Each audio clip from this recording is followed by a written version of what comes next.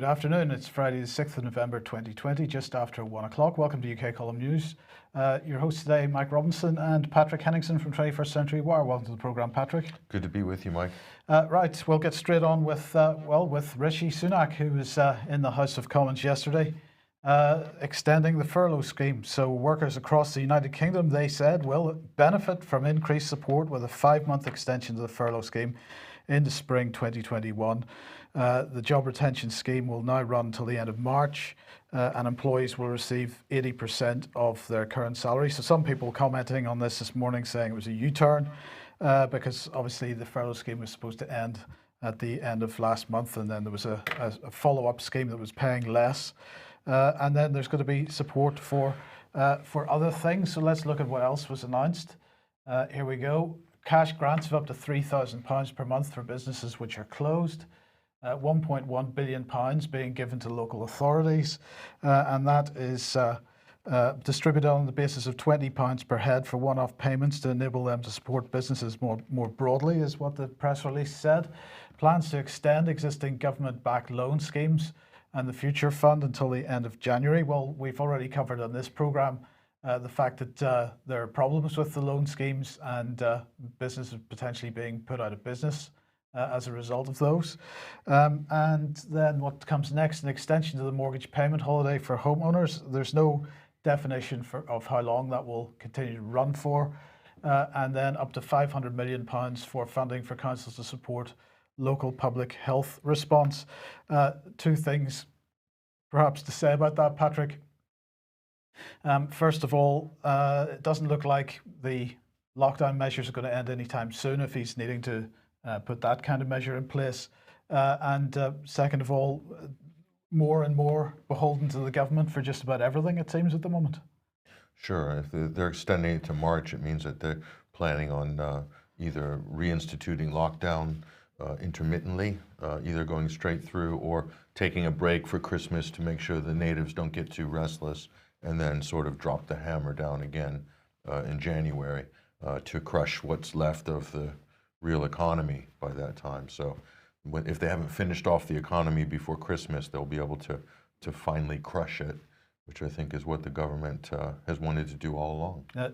Yes, indeed. Now, that was what was going on in the House of Commons yesterday. On Wednesday afternoon, after the news programme, then, of course, we had the debate and the legislation for the lockdown.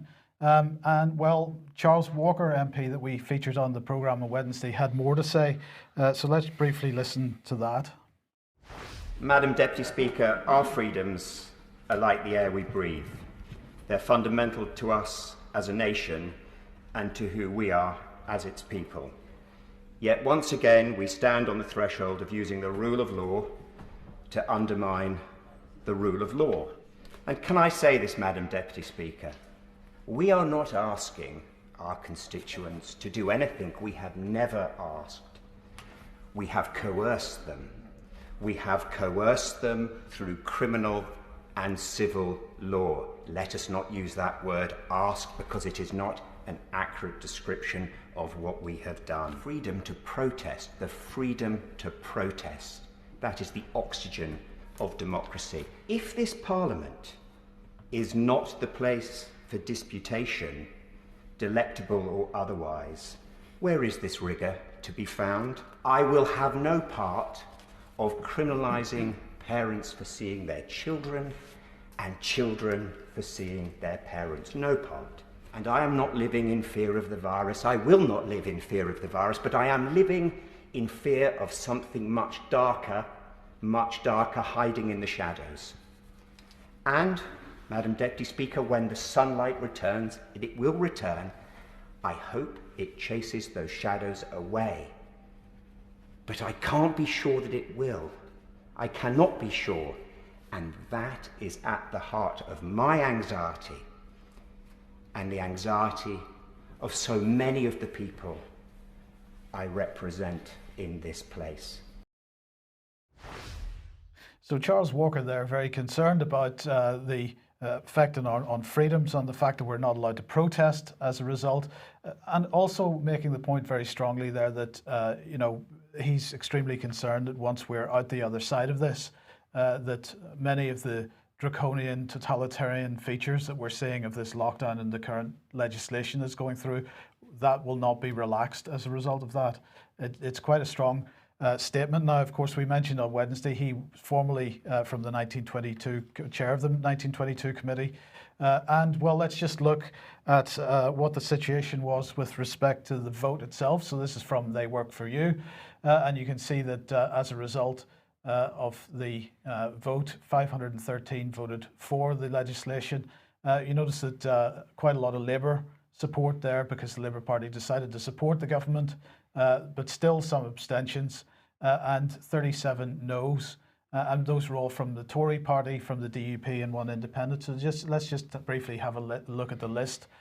So the usual suspects in there: Peter Bone, Graham Brady, and so on. And obviously, you know, Charles Walker on that list as well. DUP seem to en masse have voted against, despite the fact that they are themselves imposing a similar type of lockdown in Northern Ireland, although perhaps not quite as draconian in its intent. But so that was the vote.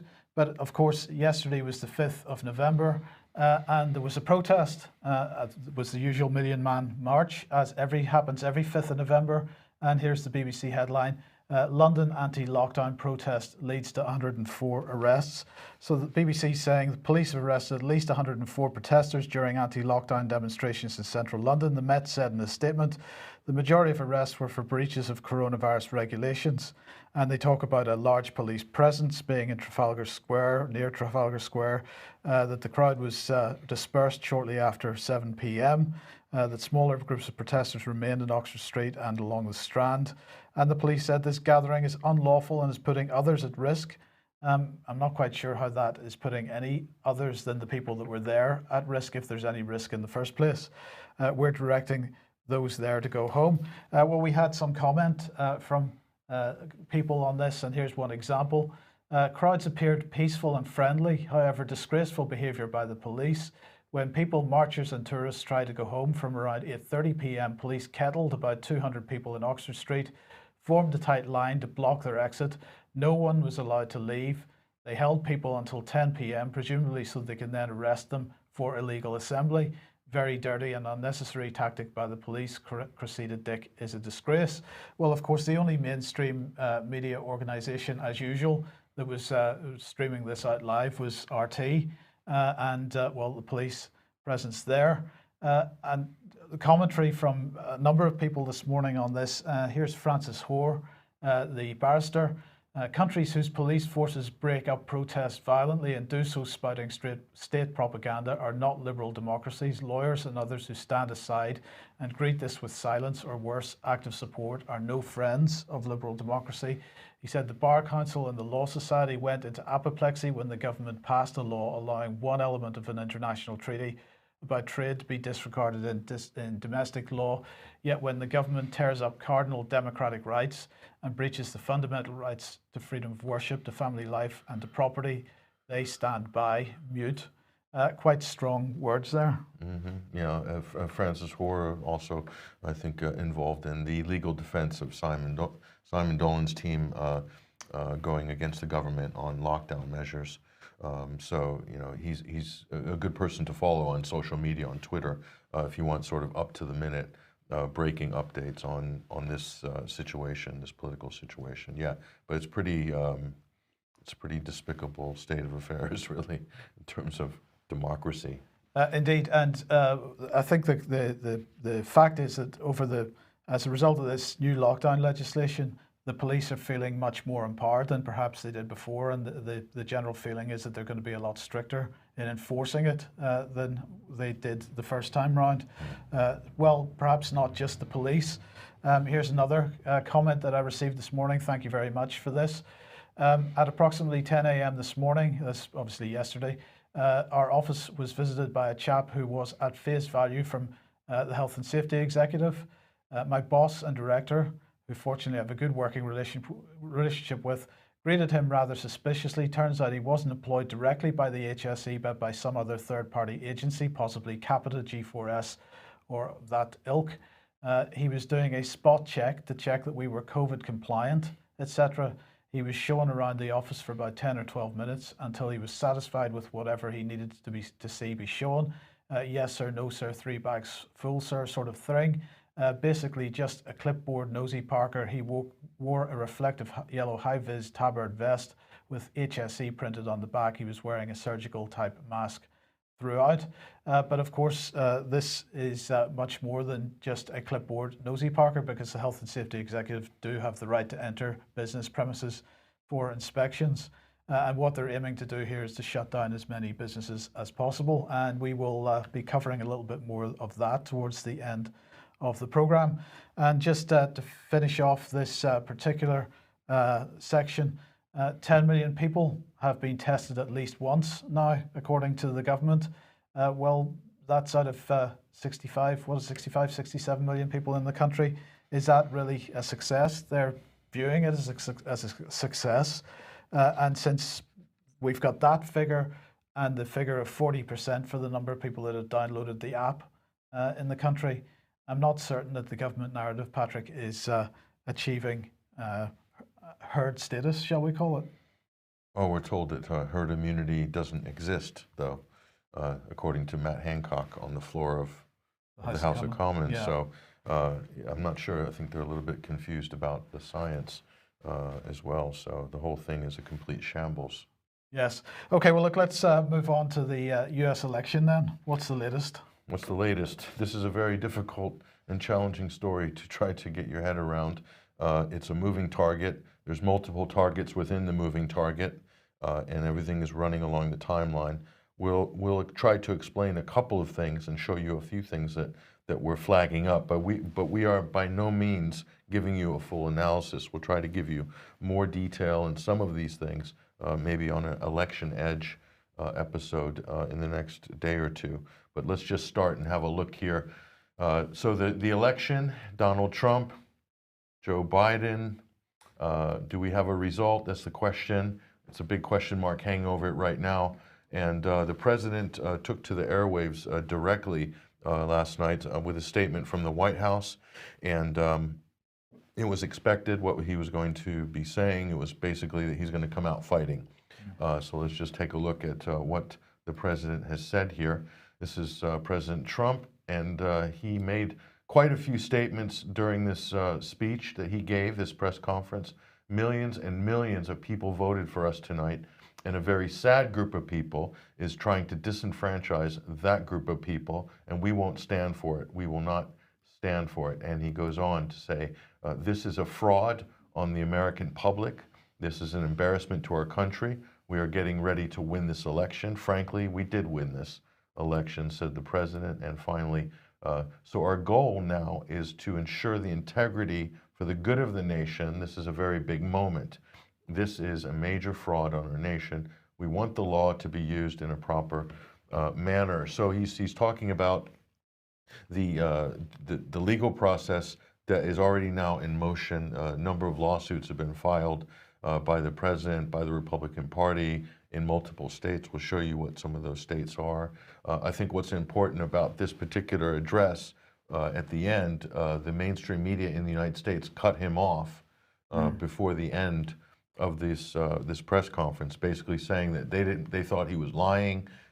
Even CNBC's Shepard Smith literally cut him off in mid-sentence and said, we won't allow the president to be speaking such lies. So he has no evidence. He hasn't shown any evidence. So what they're doing in terms of narrative management in the U.S. is the mainstream media, Silicon Valley, are saying that you can't have due process. So normally you make an accusation. This has happened many times before in U.S. history. This is nothing new. You make a challenge to an election result. It goes through due process. You're allowed to make accusations. They haven't obviously had discovery yet and presented all the evidence, but the mainstream media, Twitter, YouTube, are censoring comments by the president, literally censoring. He can't speak to the nation. Imagine that. The president of the United States can't address the nation because they're saying that he's been fact-checked by them and he's been deemed by them to be false, so they've cut him off. I mean, are the mainstream media in any position to criticize anyone of saying words without any facts behind them? Morally and ethically, no, but in their mind, they are. So this is a very dangerous phase we're going through here, because and they've also, well, we'll show you in a minute. This is going to get very dicey in terms of censorship going forward. And as much as people, those people who dislike Donald Trump, he is the only person who's actually standing up to the media and standing up to Silicon Valley, really, in any meaningful way at the moment. So if he's allowed to be completely silenced, then I don't think anybody really stands a big chance of having any equitable treatment in that department. So, I mean, is there any mainstream media outlet that's presenting this anyway, honestly? No, I think Fox News is halfway presenting it, honestly, but they're also involved. They've been involved in some real chicanery, which we'll show you in a minute. But let's just look at what's at stake here and which states are involved in the legal challenges here. We'll just take a look at this map by the United States here. So these are the court challenges that are currently in play. Pennsylvania, there's currently not finished the current recount, so they're still in the process.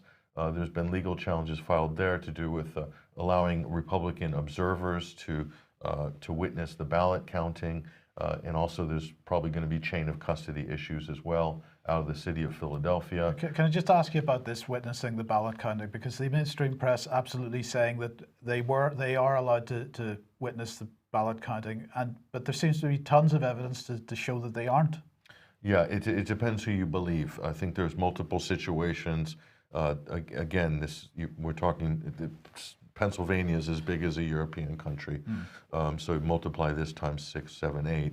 This is the sort of complexity of what we're dealing with here. So it's really hard to address all of these issues. Plus, there's a lot of anecdotal stories that are being flooded on social media from both sides and accusations from both sides. So it's a complete mess. It's a complete mess. But Michigan, there is going to most likely be a legal challenge in Michigan as well. There could quite possibly be a recount. There's been anomalies flagged up in Michigan, dead people voting for Biden. This has also been presented. This is publicly available evidence in some cases. North Carolina, there might be a legal situation there.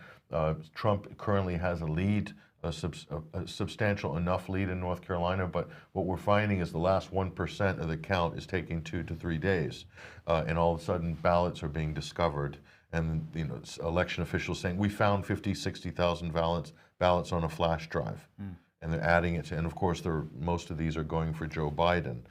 So this is the anomaly. This is unprecedented. So you're seeing like the president had substantial leads and was trending in all of these battleground states. And their argument from the White House is that they halted counting in the middle of the night after election night, and then come in the morning to find out that the lead has been eroded. And so they're saying, oh, these are all late mail-in ballots that have come, or they haven't been counted yet. So there's going to have to be an investigation. There's going to have to be court cases. Probably it's inevitable.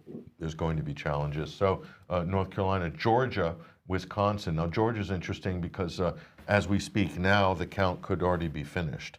We haven't looked at it in the last few minutes. So, but it certainly looked like it had turned blue this morning. Yeah, by a few hundred votes. It's that tight. Yes, it's that tight. So they'll most likely Biden's going to announce victory in Georgia, and then there'll be a recount. So there's definitely going to be a recount. Plus, there's legislation which we'll show you with regards to Georgia in a minute. So Arizona as well. That count is currently in progress. The state had initially been called by AP and Fox News as for Biden on election night, long before the counting was even finished. So that raised a lot of red flags for people that there was a fix that was in.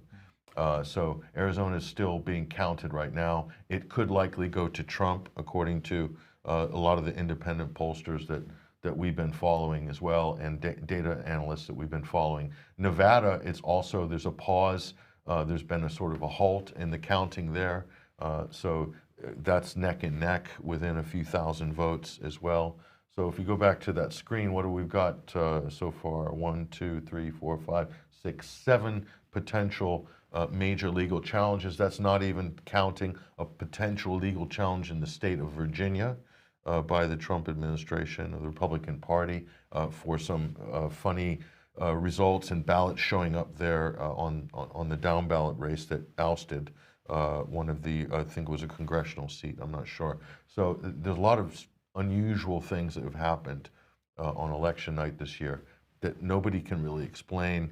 The Democrats are saying there's nothing to see here, move along, Joe Biden's president. Expectedly, that's what you'd expect. And the media is saying nothing to see here, move along, Joe Biden's the next president. Twitter is saying nothing to see here, move along, Joe Biden's the next president. Facebook, Google, YouTube, they're all basically enacting very heavy censorship policies right now for anyone challenging what are the sort of the fact checkers of the mainstream media. I cannot express how dangerous this current atmosphere is when you have in the hands of a few people who are absolute partisans or involved in direct censorship, not only of people, but political surrogates, White House press secretary, the New York Post, and even the President of the United States himself. So, you know, you can argue the facts, sure, but when you come to censorship, this is a whole other matter. So in terms of Georgia, we'll just show you one legal challenge here. This was back in October. This was a circuit court decision here. Appeals court restores Georgia's election day absentee ballot deadline. And so this is what was said at the time. The federal appeals court reinstated election day deadline for Georgia voters to return their absentee ballots, overriding a judge's decision that would have given voters 3 additional days during the supposed coronavirus pandemic. So we saw all these efforts to extend voter deadlines in multiple states, and we saw challenges from state Republicans to try to stop it, to stick to the normal election laws. So it has been absolutely an open Democratic strategy from the beginning to push deadlines back for mail-in ballots and to push them back for days. So to rewrite the election laws. Now, that may very well go to the Supreme Court, specifically in the case of Pennsylvania. The Justices Kavanaugh and Gorsuch alluded to that in their dissenting opinion when they ruled on a tie on that. So they allowed Pennsylvania to have this extension. And so that could be clawed back. So those ballots might be segregated, and if so, they might be basically thrown out if the Supreme Court rules that this was somehow election interference by the courts in what constitutionally is the purview of the state legislature, is basically what they're ruling there. So in Georgia, this could be a court challenge. In Georgia, there could be ballots thrown out. There's definitely probably going to be a recount. I would bet on it there being a recount, that the Trump administration, because it's so close, there'll be a recount if they supposedly are said to have lost. And if they inspect any of the ballots to see if there's any ballot harvesting or phony ballots that have been stuffed. It's been remarked that ballots all just have Joe Biden and no one voted on the down ballot races. So there's a big disparity in some places, according to some data analysts, where you have all these votes for Biden, but not in the congressional races and the Senate races, what we call the down ballot races in America. So that's an anomaly. Like, where did all these Joe Biden only ballots show up? And if they were real Democrats, surely they would have voted for a Democratic congressman or a senator? Right down the ticket, exactly. So there's a lot of these issues. Now the problem is there's so much noise, there's so many anomalies, that it's just a tsunami of things, and how are we going to sort through this? It's going to be very difficult. So Donald Trump versus the media, and of course we're going to add Twitter in here as well. And so Twitter is censoring Trump's tweets about disappearing ballots. So he's not allowed to sort of tweet, which is his biggest platform. And then moving on, this is where it's going to get really dicey here. Trump will, this is USA Today, already basically assuming he's lost the election. And this is what they're saying. Trump will be a regular citizen on Twitter when he steps down. So the mainstream media are always saying Trump will step down. They've already, in their eyes, it's a fait accompli. The election's finished. Biden's won. So this is how a lot of the mainstream media are moving into this phase now of Joe Biden as the president-elect, as the president-elect. That'll be the next phase of the big push And so to say it's a fait accompli, Donald Trump, why are you fighting this? Don't be a sore loser. The CNN's head correspondent from the White House was shouting as Trump left after his statement. Jim Acosta was saying, "Are you a sore loser, Mr. President?" He was shouting at him. So the decorum is going to go. And this is going to get really, really, really nasty. What strikes me about this is that in the run-up to the election, we had Nancy Pelosi talking to the military about what was going to happen, about succession planning, what is going to happen if Trump refuses to leave the White House. And, you know, it was hard at that point to see a scenario where he wouldn't refuse to leave, or where he would refuse to leave the White House if he had lost. There was nothing he had said that would indicate that he was going to try to set up camp inside the White House if he had lost, other than the speculation that the Democrats were setting this up to steal the election. Yeah. And it does seem pretty incredible that there was all that going on prior to the election, and we're right here in this position where he's now saying, you know, I'm effectively not going to leave until all these things are sorted out. And that narrative that they were building up before the election is absolutely in play at this point. Not only that, but there's this assumption that there's no way Donald Trump could have won. And they had been backed up by all of these fake polls. And of course, Trump's even being censored for saying that the polls are fake. Well, the polls are fake. Anybody that looks at the mainstream polling, we've demonstrated this on Election Edge, multiple episodes, how the mainstream polling got it completely wrong on this. They didn't just get it wrong. I think it was in part of the intentional strategy, which was to build up this idea in the public domain, in the public mind, that Joe Biden had this insurmountable lead, and that the only way he could possibly lose is by, you know, the Russians, or as they used in 2016, they did the same with Hillary. They overamped her lead and then blamed it on the Russians.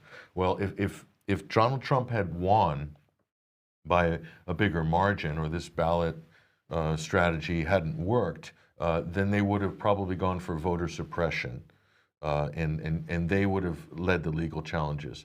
But it was, you know, because it was so tight and they had the advantage, apparently in these states where these ballots showed up at 4 a.m., then now Donald Trump is on the legal defense and he's making the challenges. So here's just an example. This is Kellyanne Conway, former Trump strategist, here on November 5th, and she's talking to Fox News about what went on. And if you look at the states they've got, look closely on the Fox map. These are the states in yellow.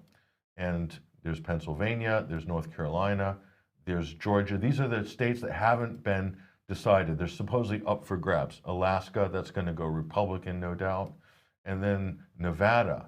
And what's interesting is Arizona is still in play. And Fox has basically, sorry.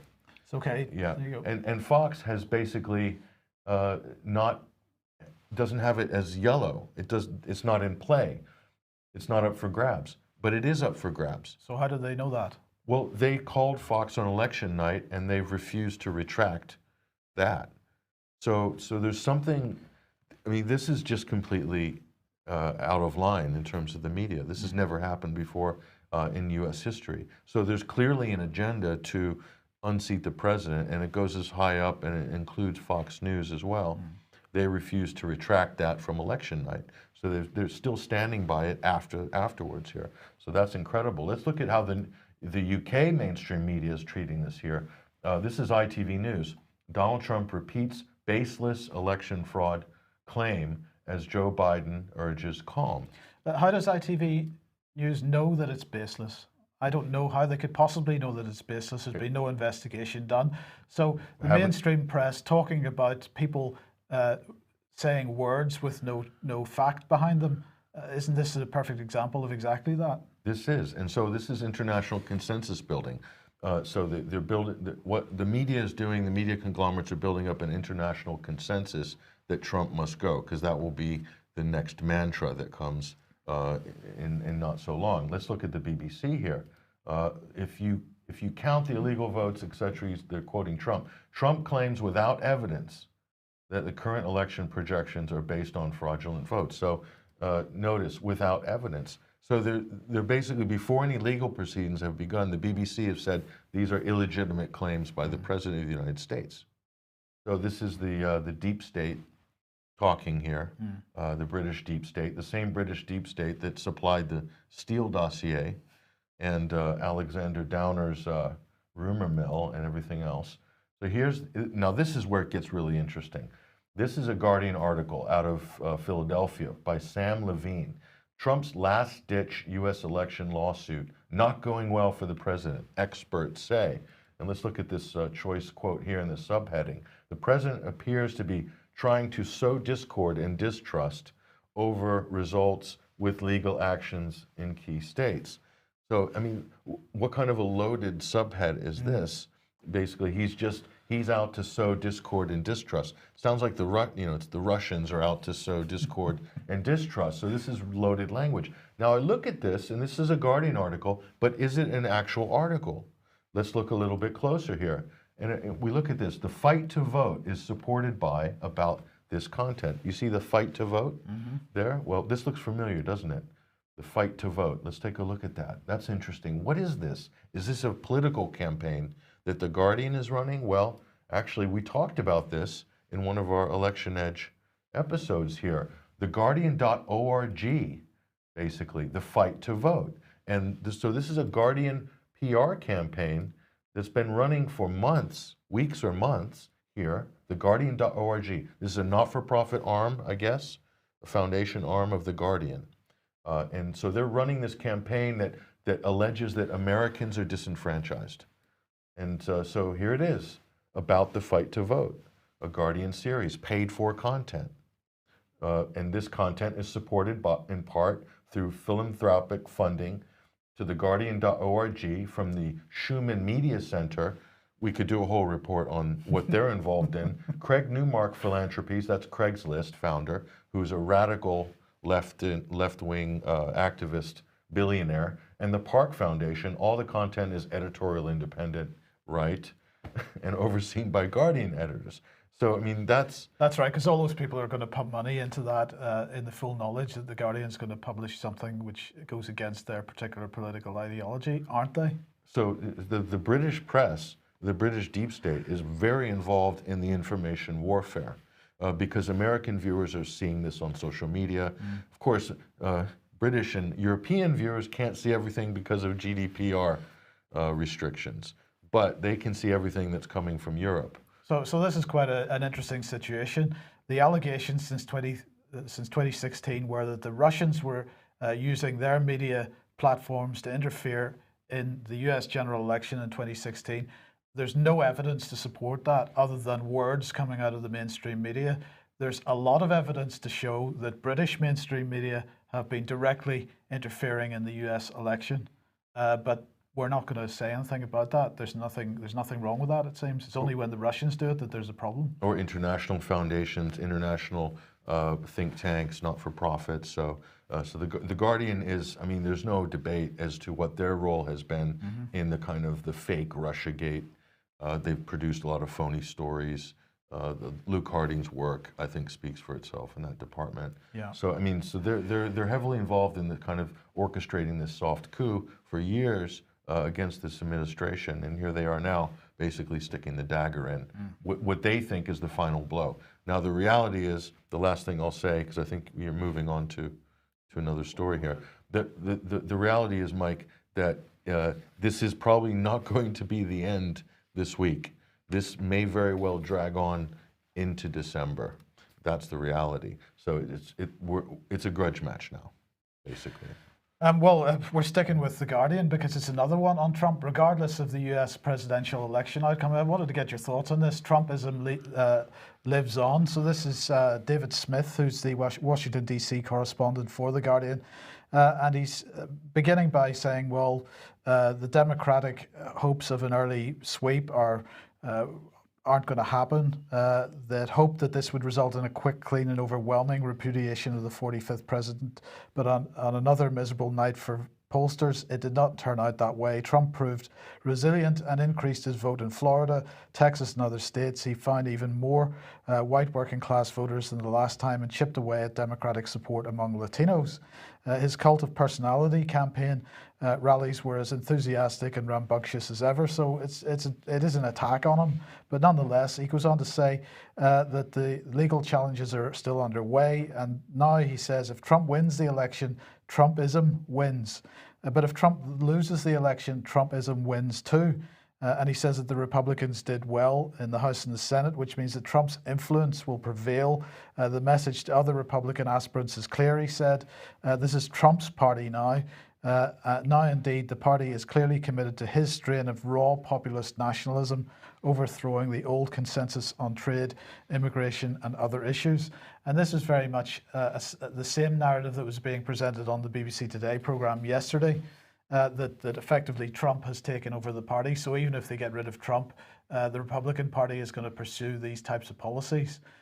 So I don't know what your thoughts are on that. I don't think it's so much that Trump has taken over the party, because if you a lot of the top GOP figures are all really quiet right now. They're not rushing to the defense of the president. They'd love to see the back of him and just get back to the dirty business of politics. What's happened is that this president has given a voice to a large swath of American people. You can call that populism. Most of that analysis I would agree with from this particular author. And so what you could have, and they're correct, if Trump is pushed out in this election, that's by no means the end of what could very well be an upswell, a populist movement in America that could run for decades. And it could actually potentially transform, it could reorder politics and transform society, because this is actually an inclusive movement. You can see they've been calling him a racist for years. Trump's a racist. And all of a sudden, he's got more engagement with other minorities are trending into under his tent. So what this is a repudiation by Americans against the mainstream media, against the propaganda, all the lies that have been told. It's had no effect on them whatsoever. So it's really it's an indictment of CNN, of MSNBC, of Nancy Pelosi, of the absolutely corrupt Democratic Party that spent 4 years trying to convince the American people that Vladimir Putin installed Donald Trump in the White House in 2016, a complete lie. And they wasted 4 years of resources, of government time. They accomplished nothing in 4 years. So the Democrats didn't do anything in 4 years. All they did was try to get Trump out of office. And so the voters have spoken, and clearly this is just an absolute repudiation of everything that has happened on that side. The deep state, the media, Silicon Valley, the censorship, all the hearings, the impeachment, Russiagate, all this sort of stuff. Most Americans are sick of it, and know what else they're sick of? They're sick of lockdowns. They're sick of being told they need to wear masks. They're sick of being told to live in fear. And I contend that Trump's campaign message was end the lockdowns, open up economies, get the kids back in school, let's get back to life. Now, the Democratic message was the opposite. It's we're going to need to lock down, we need a national mask mandate. Joe Biden was running around all the time wearing a surgical mask, okay? So the image is clear what those two are offering. That's why this election, there's a lot more at stake than just a party coming in. This is like, if you don't like the COVID agenda with a Biden presidency, you're going to get a lot of it. Okay, you're going to get a lot of it. When Joe Biden says this is going to be a dark, bleak winter, he wasn't kidding. He meant if I win, it's going to be a dark, bleak winter, and that winter is going to last for a very long time. So those people who are against that and against censorship, it could possibly be, at the moment, maybe not forever, that Donald Trump would be one of the only political figures standing between that outcome and sort of in the people. So there's a lot more at stake. The Great Reset agenda, that is absolutely under the Democratic establishment. They're 100% with Bill Gates and everything like that. Build Back Better. We'll be coming back on that in a minute. Just to end this segment, Patrick, just briefly, long at odds with Trump, says NBC News. Defense Secretary Esper has prepared a resignation letter, officials say.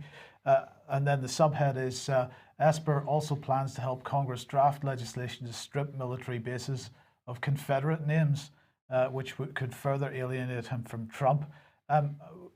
I don't know how many things that are incorrect with that statement, but that headline. But I hadn't seen any evidence that he was particularly long at odds with Trump. First of all, and second of all, why would he resign at this stage when if Trump is potentially leaving office, he's only got another 3 or 4 months to run?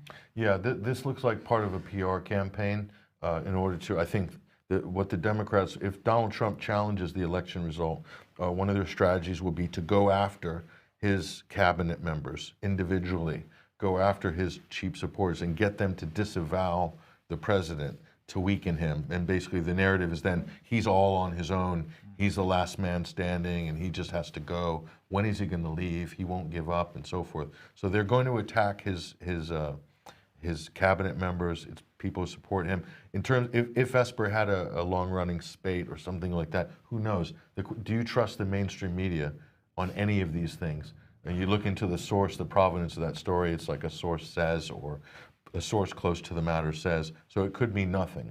But this is a PR war. This is war right now. So if there's a civil war, a soft civil war, or a political civil war, it's definitely in motion now. And the president has said, I'm not going to back down. We're going all the way on this. And so he'll have the media against him. He'll have Silicon Valley against him. He'll have the civil service against him. But he's used to that because they've been against him the whole time. So I don't think, I wouldn't bet on him conceding. It would take, there would have to be something serious to make that happen in the short term. So I wouldn't bet on that in the short term. I would bet on it going long distance. Yeah. Okay. Well, if you like what the UK Column does and you would like to support us, then please head over to ukcolumn.org/community. Join us there, and that would be very much appreciated. Now, yesterday, David Ellis produced another Ellis report, and this time we were talking about totalitarian transformation. So I'm just going to briefly run through a little bit of this, but I do urge people to watch that and share it if possible.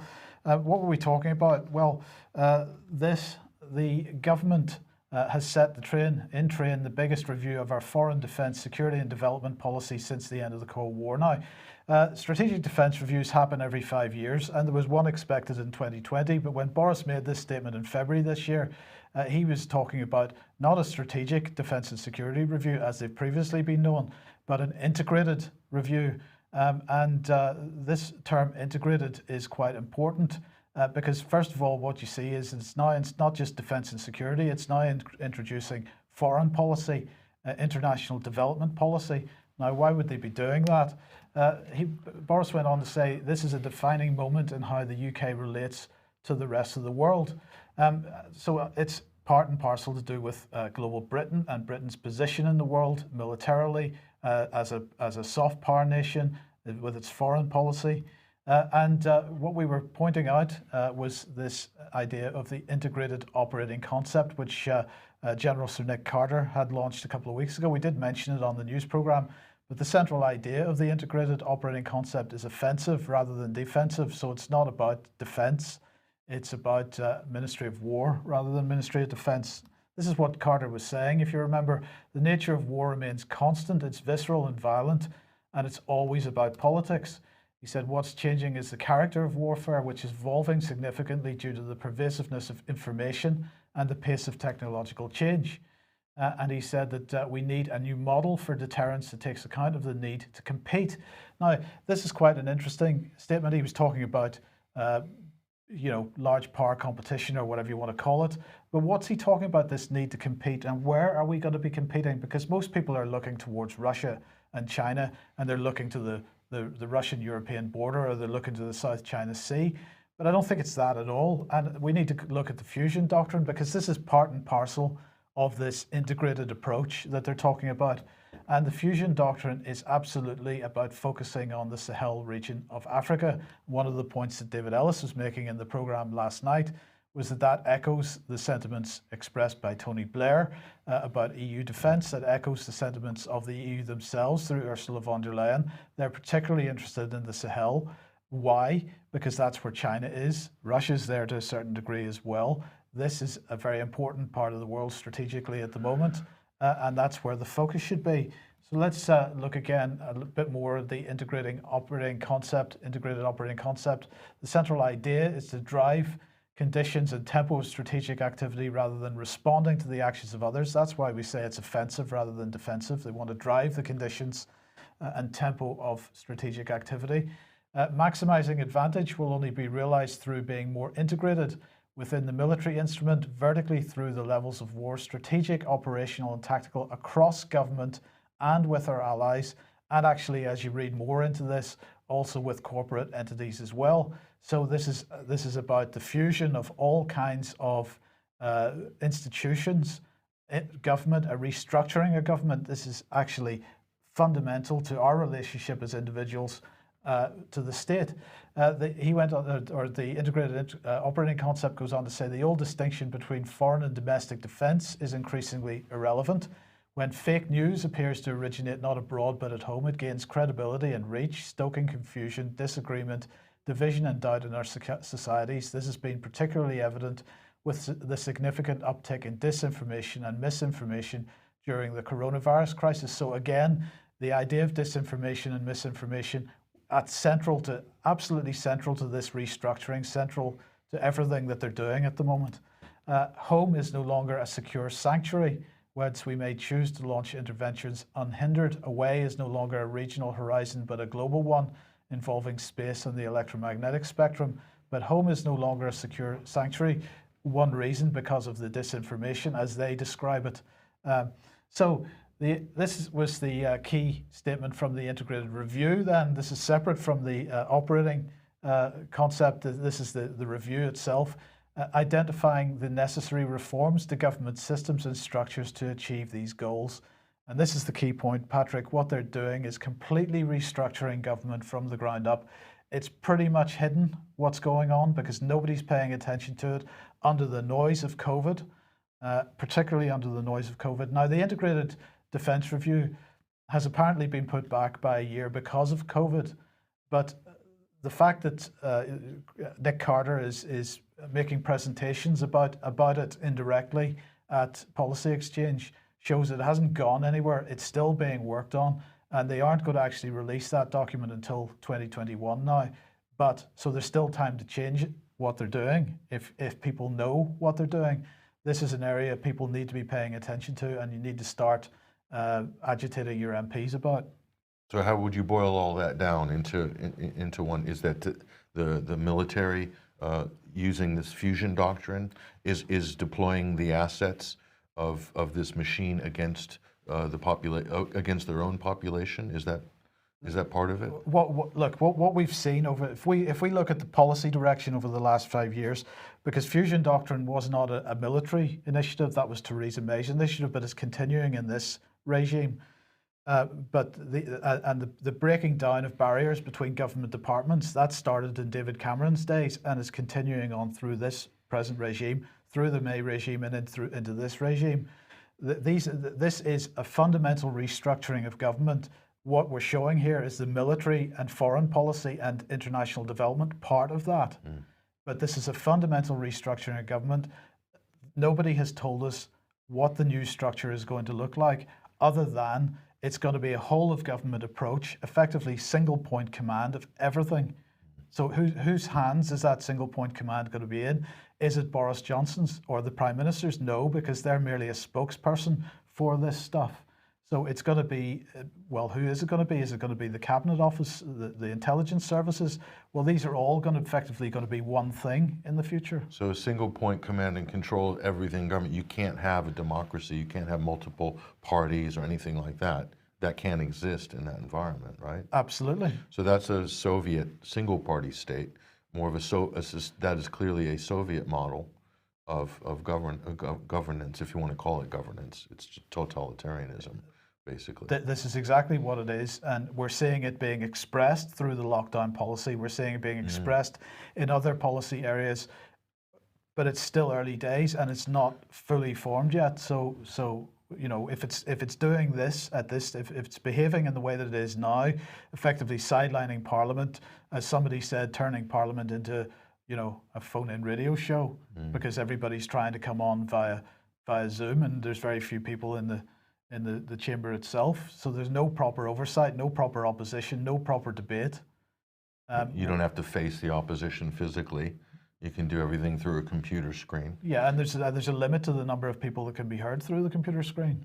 So it's So that, no, I'm just saying this because they're also appropriating Soviet language, because when you see the term disinformation, understand where that comes from.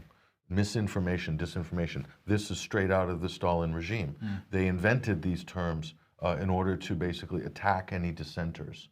So it was a term, a politicized term from Soviet Russia, from the Stalin regime, and they're using that to attack any political dissent, basically. So rather, there is no such thing as disinformation. There's information, and it's either true or accurate, or it's not true or accurate, and that's up for discussion and debate. That's why we have a press. This is why we have discourse, okay? There's no such thing as disinformation.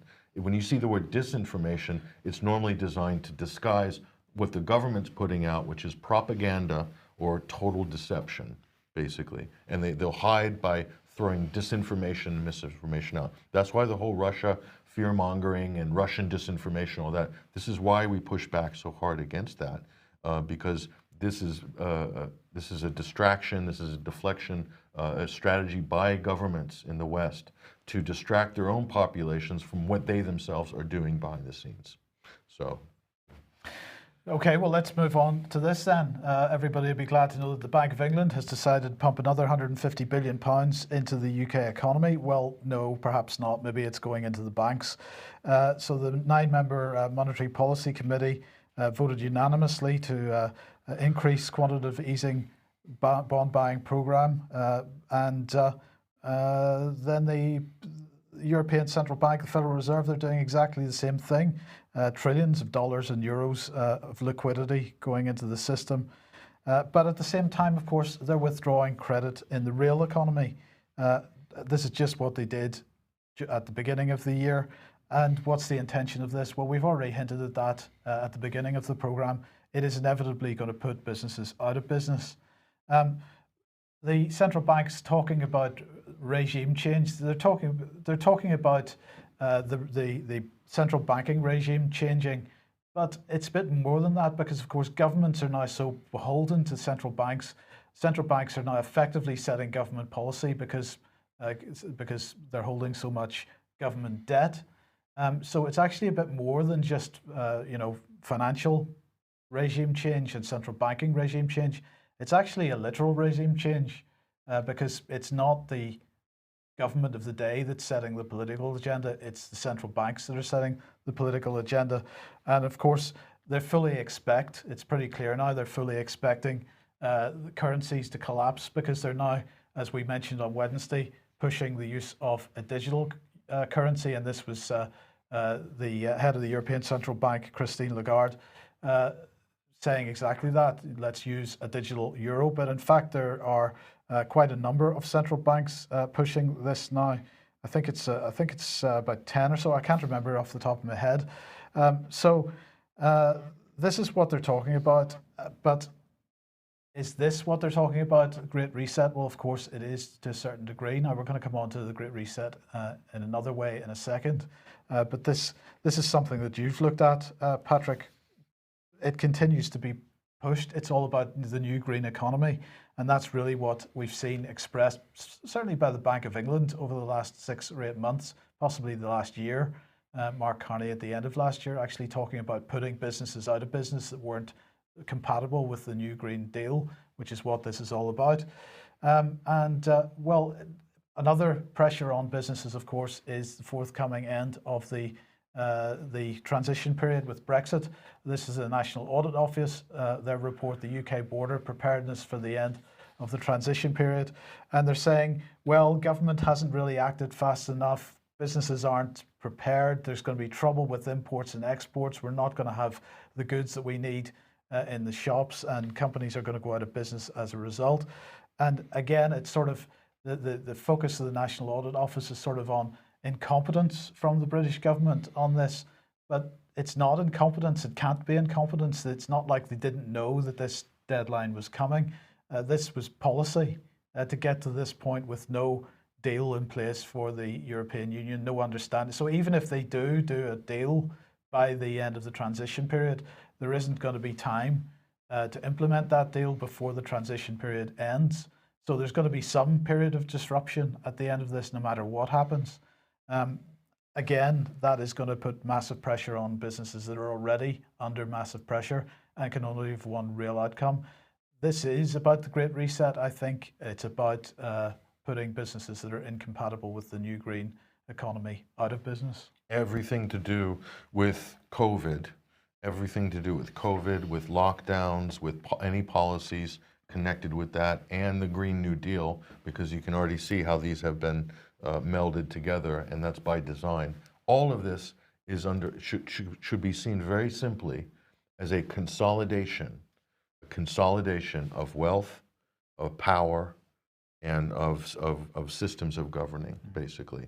It's all consolidation. So flatten it, break it down, turn it into a monolith, a single currency, potentially a single world government down the line, a single party, single everything, just complete boiling everything down, simplifying everything, total consolidation. So those who have chips going into this new order are set up to be the ruling oligarch elite class for the next 100 or 200 years. They're them and their families and their offspring. Everybody else who's not in position for that, they will be fixed, more or less at a level where they're at. So this is a consolidation of wealth and power, quite simply.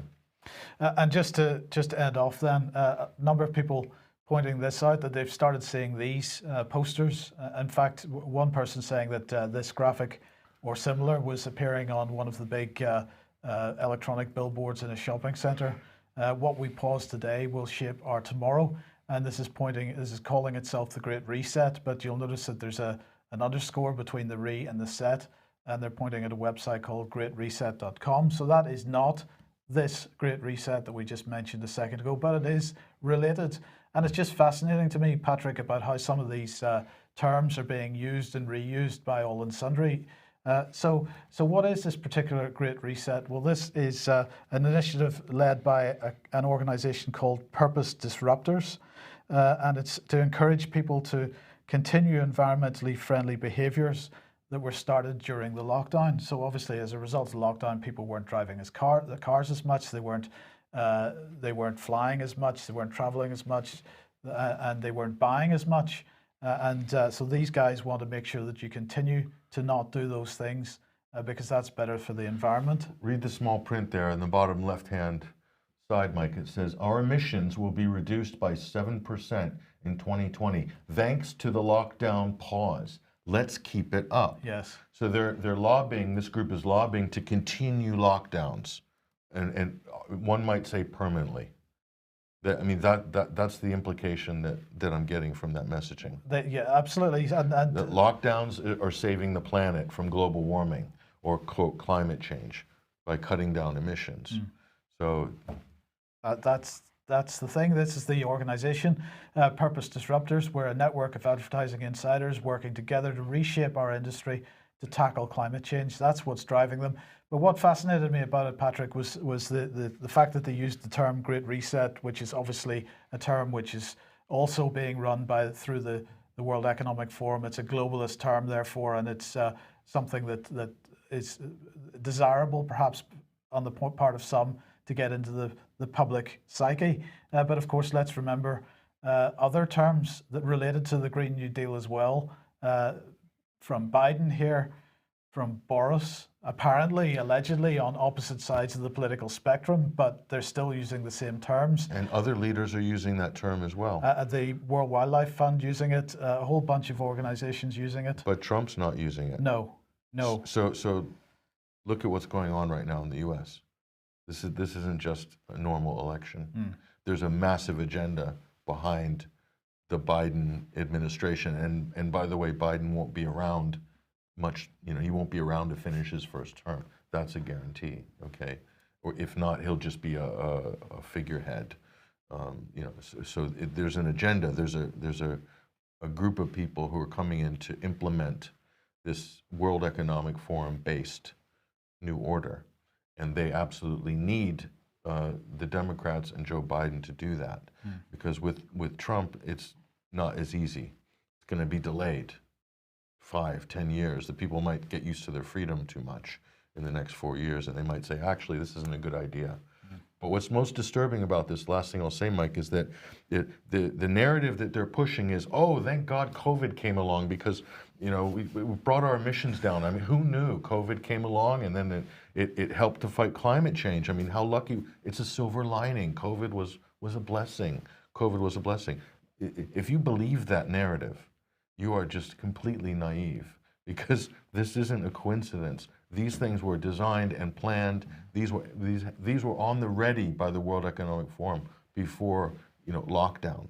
Okay, so it's not a coincidence, and that's not a conspiracy theory. Look at the amount of detail and work that went into that went right up on their website almost immediately after lockdown. That wasn't just dreamt up in 2 weeks. And not just there, as we said, lots of organizations, World Wildlife Fund, a whole host of others using the Build Back Better mantra. It doesn't automatically at the same time just spread out amongst all these organizations to the point that they can build campaigns and build websites and build all this stuff and just have it ready to go at a certain point. It didn't start somewhere and then trickle out. That was all coordinated. Yeah. So, oh, they're using the same one. Oh, he's using. Oh, Boris has got it too. Must be a coincidence. And on that coincidence, we'll leave it for today. Thank you very much for joining us, Patrick. Thank you for joining us. We will be back at the same time as usual, 1 p.m. on Monday. Have a great weekend, and we'll see you then. Bye-bye.